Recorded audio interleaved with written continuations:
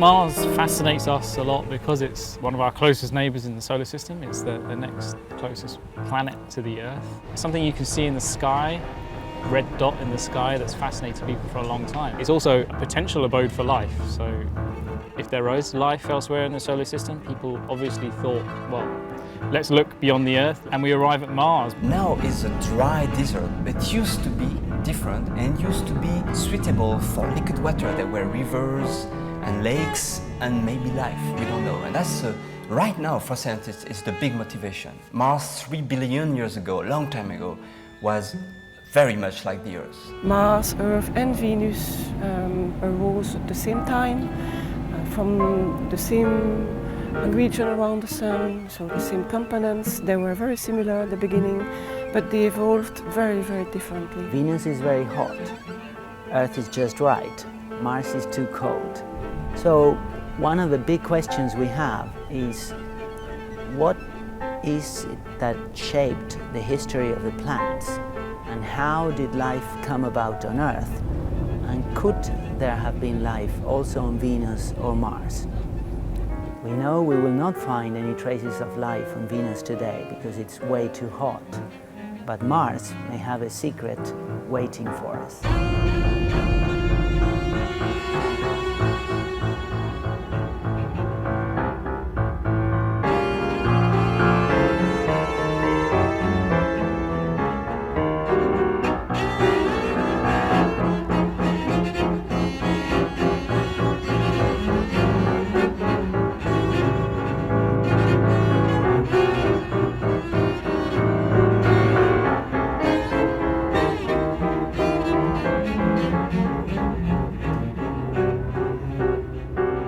We are now in a position studying Mars where after a number of missions and more than a decade of exploring Mars and gathering data on that, we are understanding some of the processes and the behavior of Mars. But we are understanding also that we are missing something. We are starting to see that the lower atmosphere affects the upper atmosphere, that the water cycle follows some seasonal changes related to the polar caps. And when there is dust storms, there is a link between the water cycle and the dust abundance in the atmosphere.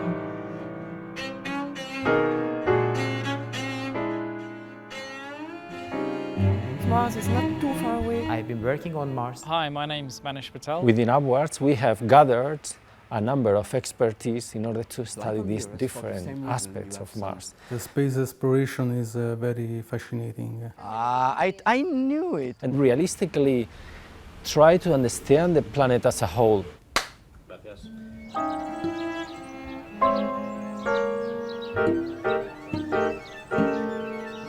Upwards is an international project funded by the European Commission and devoted to exploit the available observations and data gathered from previous missions on Mars, including Mars Express, in order to try to build the state-of-the-art understanding Mars in this moment in preparation for the next mission to Mars, ExoMars.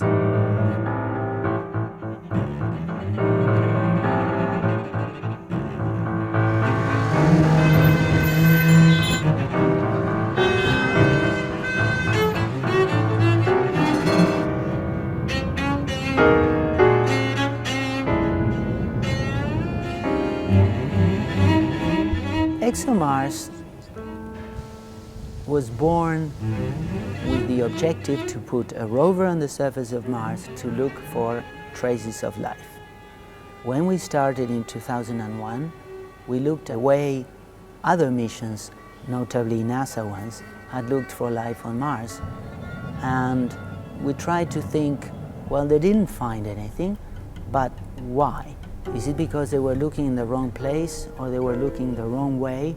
How could we do things differently to try to improve our chances of finding traces of life? ExoMars is an ESA program which is operated in collaborations with the Russian Space Agency. And it consists at the moment of two major parts. It's one mission that will be launched in 2016, and that's called the Trace Gas Orbiter, which is an orbiter that will go in orbit around Mars.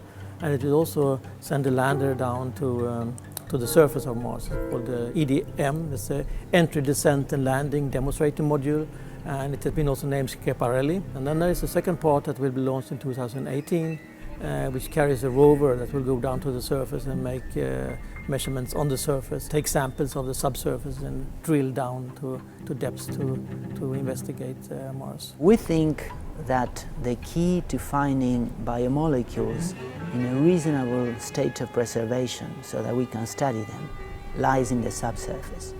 So from the very beginning, ExoMars was planned to be able to reach 2 meters into the subsurface and collect samples. Now the drill is very interesting because it's like a mini oil platform. In order to reach 2 meters, you have to assemble 4 shafts. Each is roughly 60 centimeters in length. And once you have assembled these 4 elements, then the drill can reach its maximum length. But it takes a lot of effort and power. It takes about 5 days to be able to reach 2 meters into the subsurface.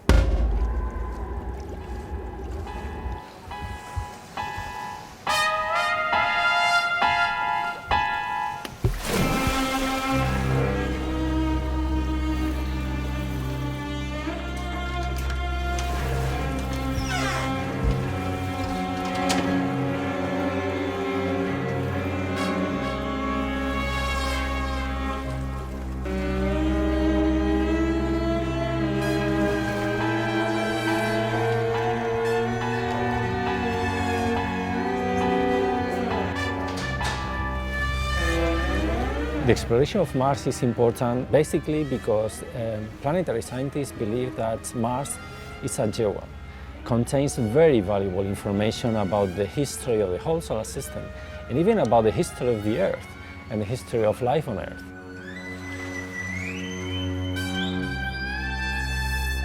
We want to know why there is life on Earth.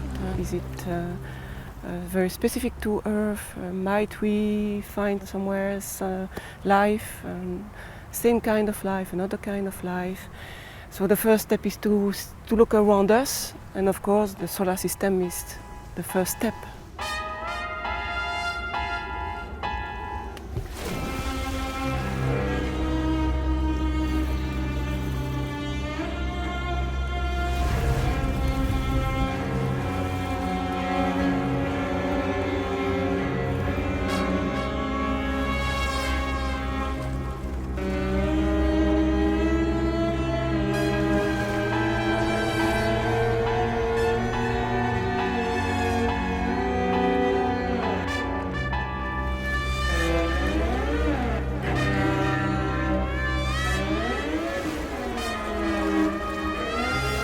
We already have a lot of measurements on Mars, but of course what is important is the cycles, the climate. So this is a long-term investigation. We don't understand the climate of a planet by just going there 1 year and then coming back. But now we have data for more than 10 years, a very large data set, including the upper atmosphere, middle atmosphere, surface, subsurface.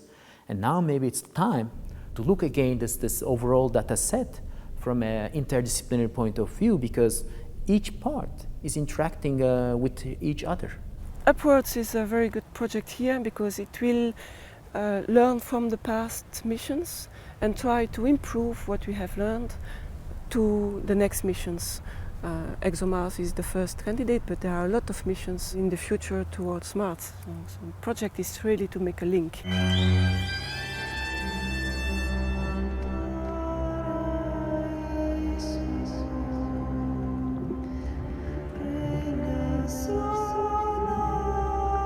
We learn, thanks to Mars Express, about the details of the ozone, the upper atmosphere, then the CO2 ice clouds, the water vapor in the atmosphere. We learn a lot of new things about the mineralogy of the surface, the geology, as well as the subsurface water on Mars. What we would try to do with each mission, we want to try to close up the gaps in our knowledge. So when we will learn new things, we will have a rover, we will have atmospheric entry vehicle who will make in-situ measurements.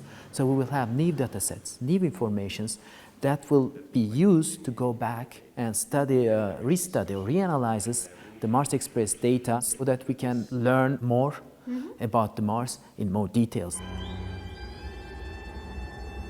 What is NOMAD?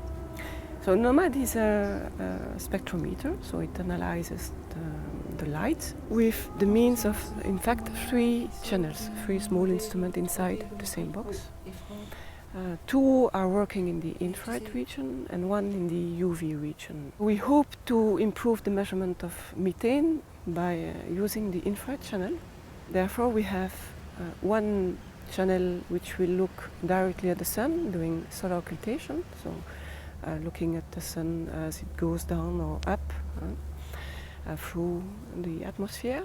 And this is a method which gives a very, very high level of signal radiation, so we are sure of what we are measuring. And why methane is so important? Well, that's a very good question and a very big question and a very tricky question.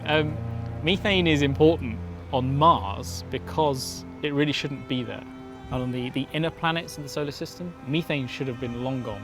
That methane that was here when the planet formed should have been destroyed many years ago. So the fact that we see it means that something weird is going on.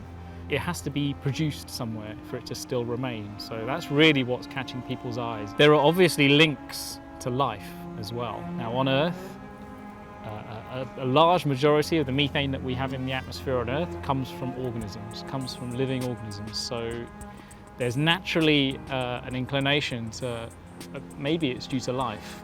And that's a big question which I'm not going to comment on, but that's the possibility that it raises in people's minds, and that's why it's such a controversial gas to observe.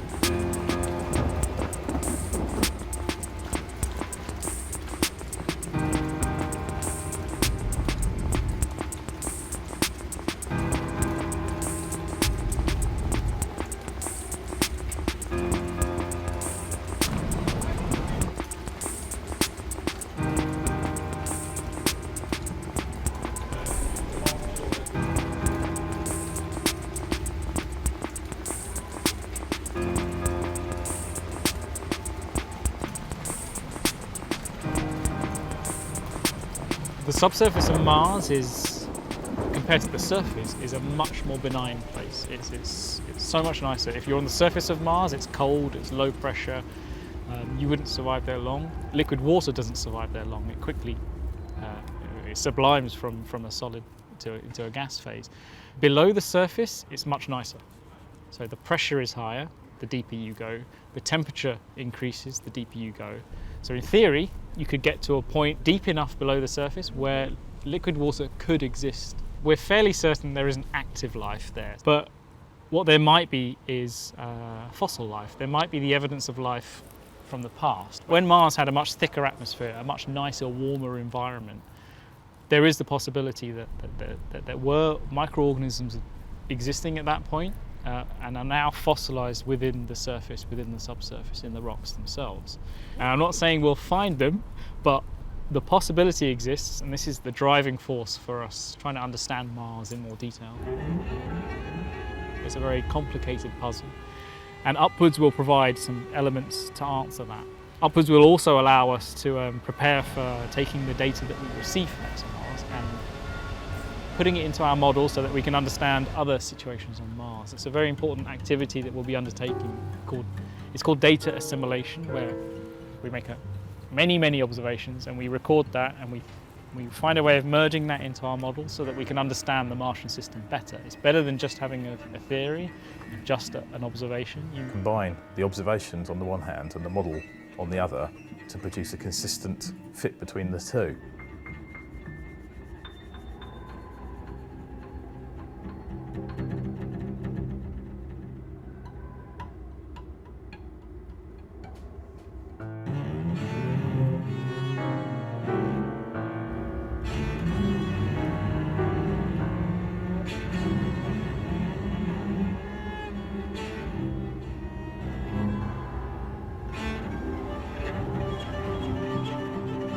On Earth, this is done a lot actually. The process was developed on Earth formally for weather forecasting, and the problem is that you need to know what the atmosphere is doing now before you can forecast what it's going to do in the future.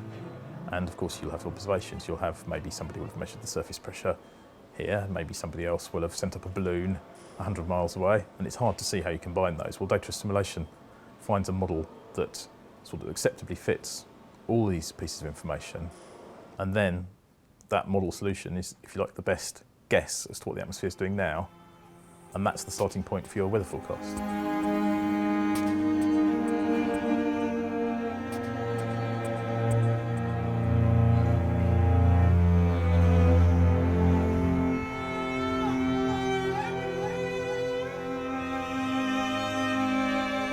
And the answer for Mars actually is surprisingly that we can forecast very well. There are high and low pressure systems on Mars that are actually easier to forecast than those on Earth, and we sometimes had forecasts that work for 10 or 20 days into the future, maybe even 30 days, whereas on Earth 5 days is very good. I've done this personally for landing, for example, from Mars Science Laboratory, Curiosity as it's known.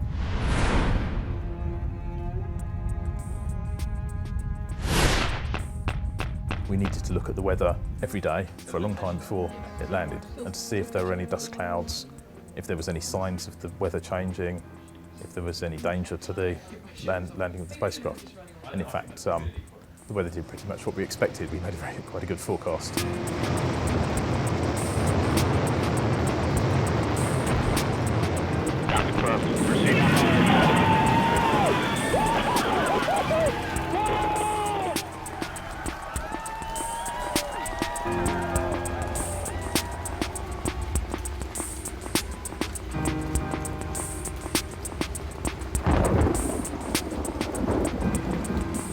On the Earth, the climate system is made complex because of the ocean, the clouds, the rain. That's really what makes complex. Mars is much drier, but the climate system is complex by itself because of other processes which are not as important on the Earth, like you have a dust cycle, dust storms. They are in the atmosphere, they control the opacity and the heating of the surface and of the atmosphere. You have a water cycle as well, with water ice clouds. They have a little impact on the climate, but still a bit the same. And you have something which is very exotic for the Earth, is what we call the CO2 cycle, the fact that the CO2 atmosphere can condense to form clouds, but also on the surface to form polar caps. That makes the climate, the system to vary the pressure. The pressure varies a lot with season. And overall, you have a climate system. You have climate and meteorology just like on the Earth.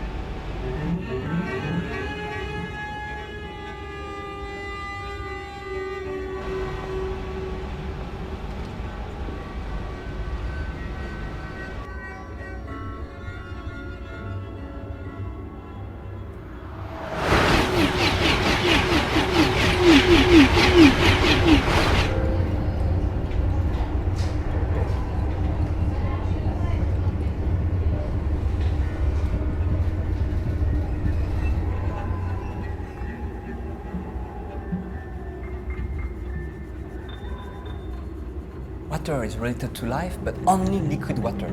On the Earth, wherever you have liquid water, you have life. But when you have no liquid water, like in Antarctica when it's very cold, you have no life at all. You need water, but especially liquid water. And on Mars, at the surface, right now, you cannot have liquid water. And the way it was gone away, I think is still matter to speculation, but we have now a mission around Mars, which is called MAVEN, which is just focused on understanding how the atmosphere is actually leaving the Martian environment and how the water, which was once in the atmosphere, is actually leaving the atmosphere of Mars to be lost in space. And we believe that most of the water and most of the atmosphere has been lost in space.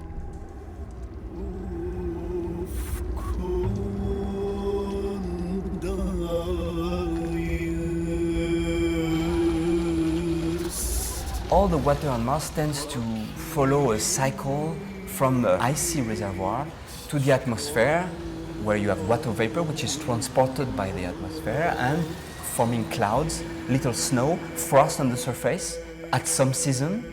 But when spring comes back, typically like on the Earth, this snow and this frost sublimes, evaporates back in the atmosphere, and you have a cycle like that.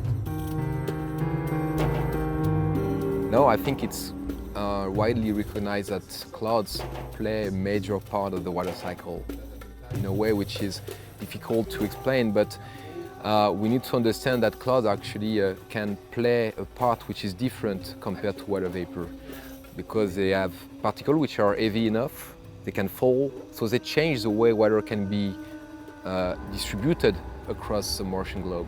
But now we also realize that they change the climate of Mars. You have two big kinds of clouds. You have the first kind of clouds, which are the water ice clouds, like on the Earth. Not like the big clouds that rains like today, but more like cirrus, the thin ice clouds that we can see very high in the atmosphere. But you have another kind of clouds, which is completely different. These are made of CO2 ice, dry ice. And we don't have that on the Earth at all. You have that on Mars because on Mars the atmosphere is mostly made of carbon dioxide, and in the upper atmosphere, when it's very cold, this carbon dioxide can condense and form these very exotic clouds. I say exotic because to the eye, to our eye, they look like water ice clouds, but in reality they behave completely differently. The process that forms them is completely different, and that's something which is also something we plan to work on.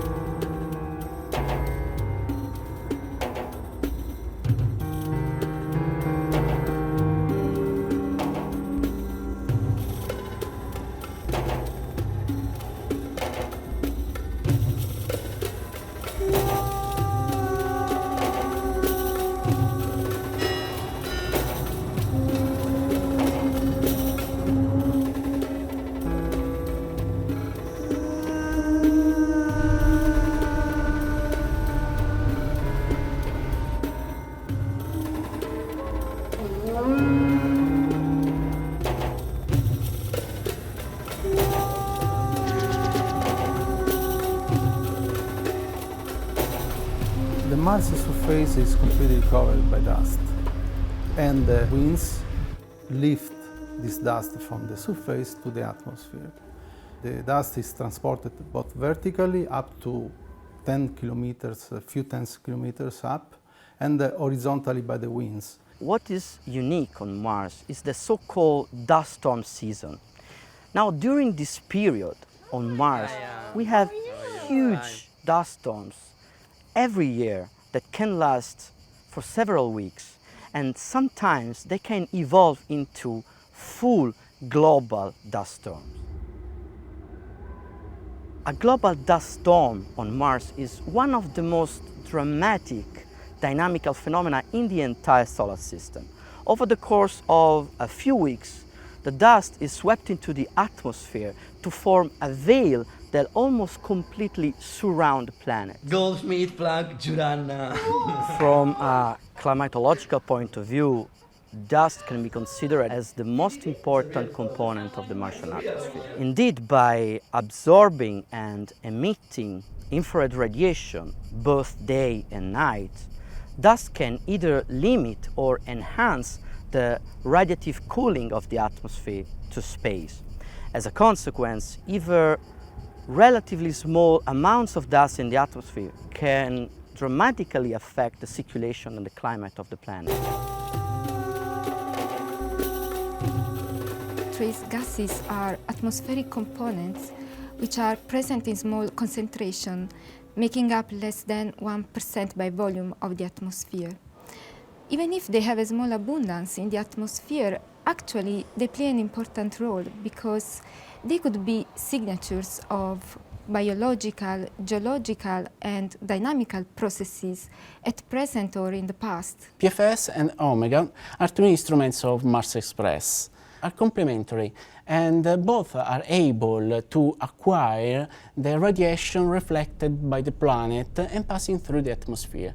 In this passing through the atmosphere, the light is both absorbed and scattered by molecules, by gases, and by particles, as dust or water ice particles composing the clouds. These instruments, PFS and Omega, demonstrated that it's possible to use the information coming from the light in the instruments to retrieve the water content, the water composition, the methane, other minor species, dust and water ice properties. And among all the valuable results coming from the use of PFS and Omega, we can remind the first detection of methane. Since its discovery, the origin of methane on Mars represents a great challenge for the planetologists. New constraints, new observations, as for example measurements of other related trace species in the atmosphere of Mars, will allow to distinguish between a biological or geological origin of methane on Mars.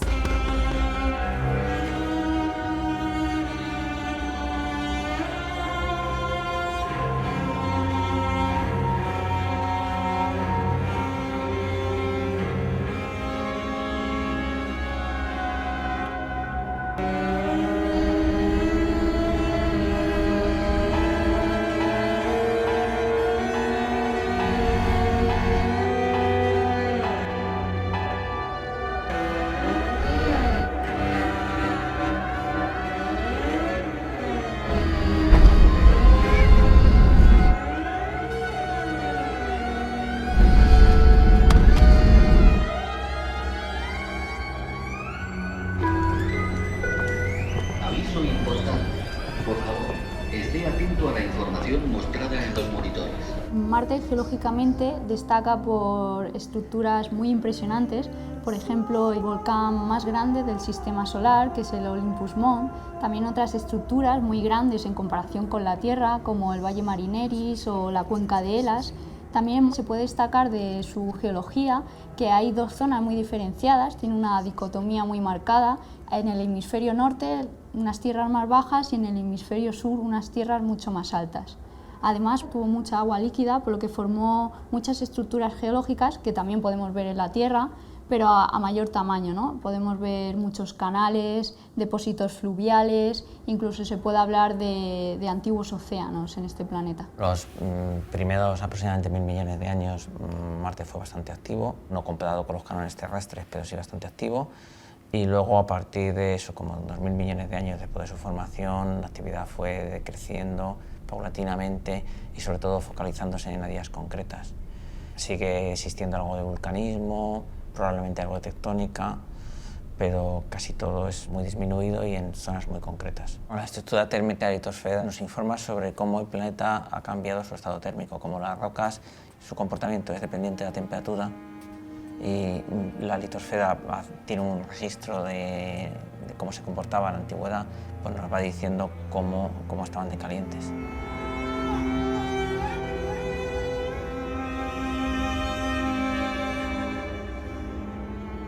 Lo que estamos trabajando ahora mismo es en generar mapas de flujo térmico.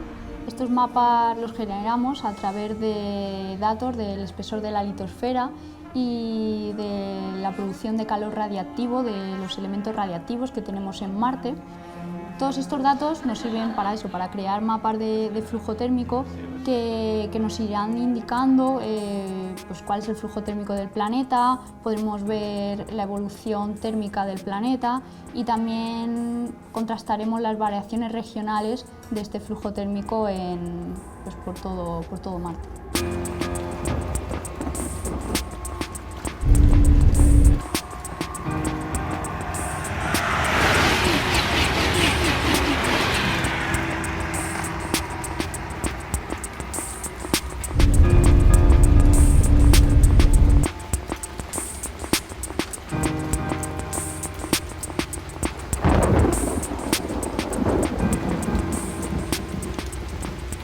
beginning of the solar system, the origin of the atmospheres of the terrestrial planet is similar, so we think that the atmosphere was similar.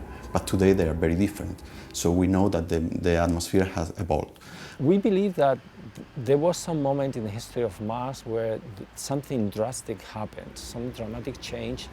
Perhaps the interior of Mars became very cold, and the release of gases to the atmosphere stopped severely, and perhaps the oceans froze or evaporated, and there was not a real feedback between the surface and the atmosphere, and then the atmosphere eventually collapsed.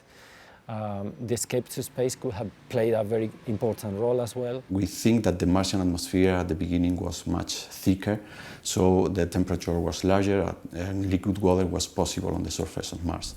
The atmosphere escaped, so now we have an atmosphere that is much thinner, there is no liquid water, so the solar radiation can penetrate easily the Martian atmosphere, so there are many different aspects that are influenced by the atmospheric escape. The question is why this escape has occurred.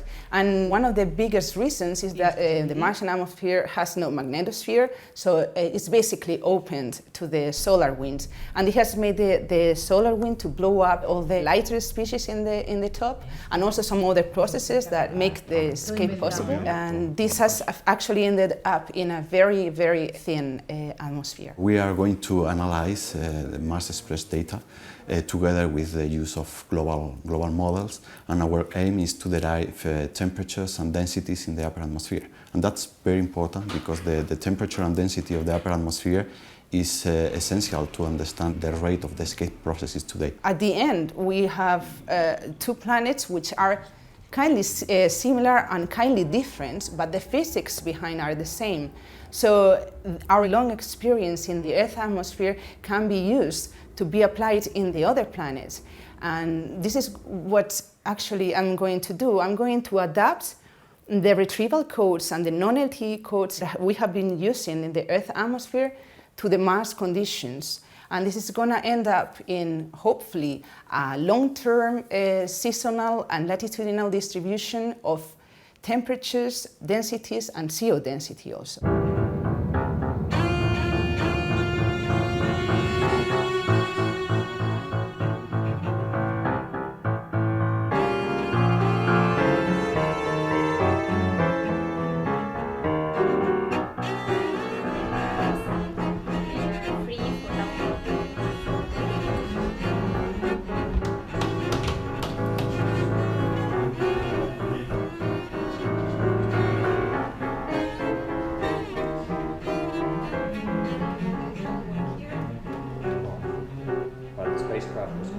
ESAC is like the digital library of the universe. We like to call it ourselves because this is the place where we are hosting all the science archives from all ESA space science missions. Not only for Mars, which is part of the Planetary Science Archive, but we also store data from all other planetary missions, such as Rosetta, Venus Express, but also all astronomy missions, Herschel, Hubble, Planck, Gaia, which is soon coming. As you can imagine, it's a long way from Mars down to Earth. So it starts in the instruments when they take the images or the spectra of the atmosphere, and this goes into the memory of the spacecraft. This goes to the antenna of the spacecraft that communicates to the antennas here on Earth. Actually, we have a network of antennas distributed all over the planet. And then these antennas transmit all the data centralized to the operations center in Germany. And then we get them here and we process them to actually make something that is more readable by the scientists. If we consider all the archives at ESAC, we have about 500 terabytes. And soon, with Gaia, we are going to duplicate that number. And later on, in a few years, with Euclid in 2020, we will have around 150 petabytes, so 150 million terabytes. In principle, it should be possible for interested members of the public to go to the archive and see nice pictures at that level. But the more real purpose of the archives, of course, is to serve the scientific community and allow detailed scientific analysis of the data. So scientists will have completely free access, worldwide access, ready, easy access to all the science data from any of our planetary missions. and then perform their own analysis if they wish. I think upwards is the example of what should be done in terms of research. So when we are talking about the human exploration or the robotic exploration of Mars, this needs to be an international collaboration. We actually need to involve all the people that we can, collaborate all together to go there and put all of our expertise to get the most out of Mars and increase our knowledge.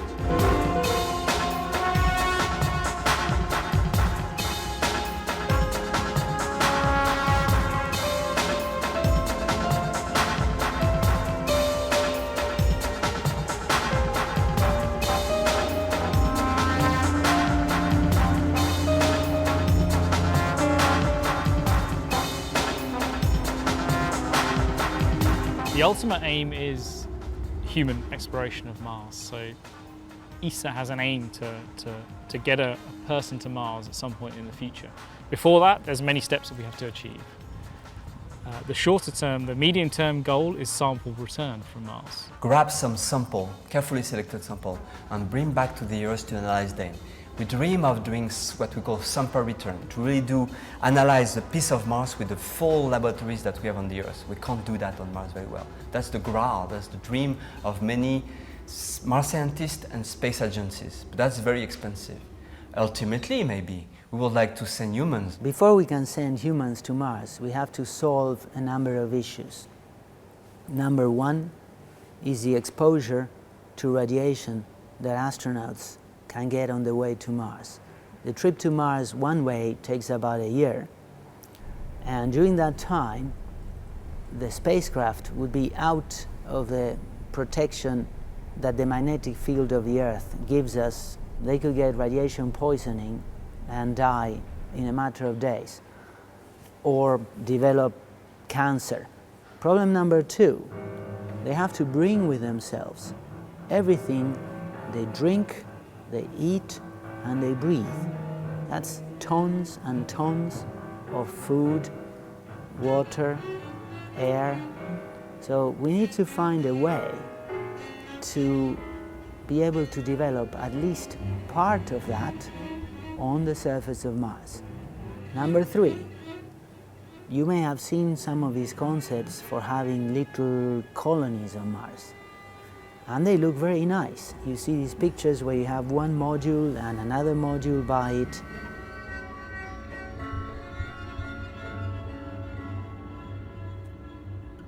We cannot do that today. Europe has always supported mission to Mars.